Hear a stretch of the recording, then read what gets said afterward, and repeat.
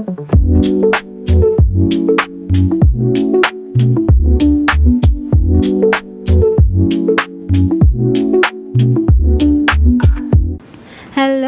Gagawa po tayo ngayon ng sauce base dito sa ating lulutuin ngayon.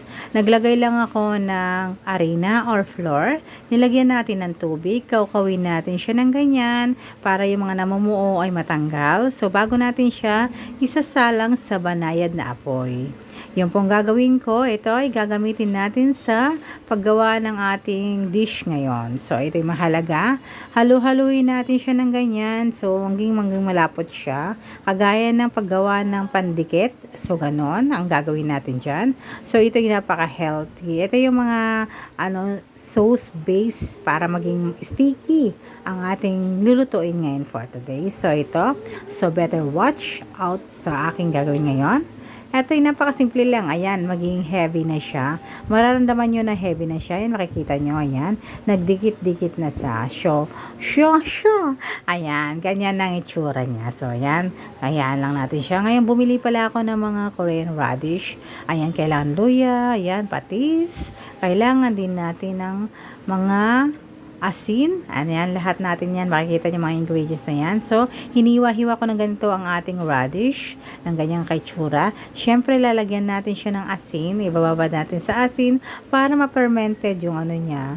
Manuyot yung loob ng asin sa loob ng radish. So, magbababad ako to ng 2 hours. So, the more na hours na makikita nyo, yun yung katagalan niya. So, hayaan lang natin siya dyan ng 2 hours, 2 hours, 2 hours, ewan ko, 2 hours na yan.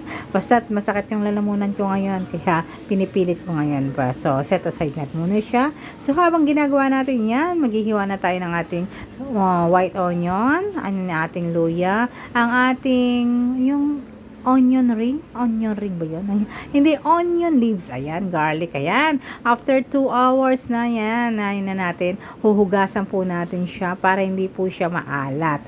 Yung excess po na alat niya matatanggal na.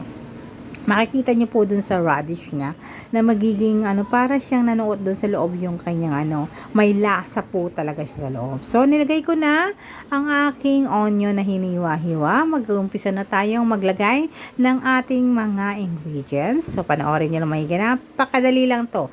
Kayang-kaya niyong gawin na yan. Nilagay ko na rin po ang ating green onion. Ayan. Onion leaves pa yan.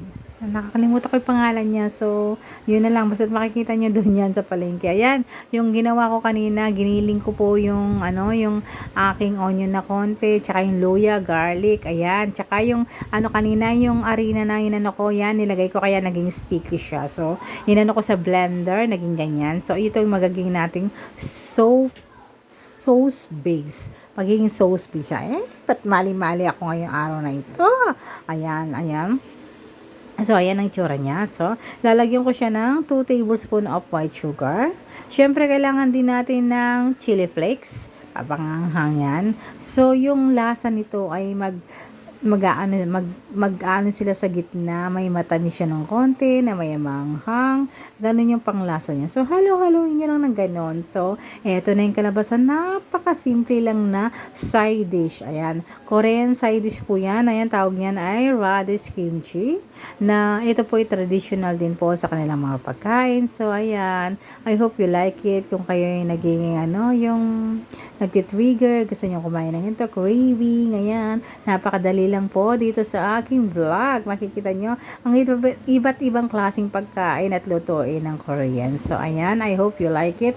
And please do share and like naman sa aking vlog. At mag-comment kayo dyan below para malaman ko naman kung saan nakakarating ang ating video. May natututunan kayo sa akin. So, maraming salamat po sa panonood nyo sa aking munting video for today. Ayan, tayo nagsisimula naman sa ating pagluluto ngayon. Ito nga po palang radish kimchi na ito ay napakasarap. So, healthy din po siya. Pwede siyang i-partner pag kumakain po tayo ng fried. Alam ba, fried fish.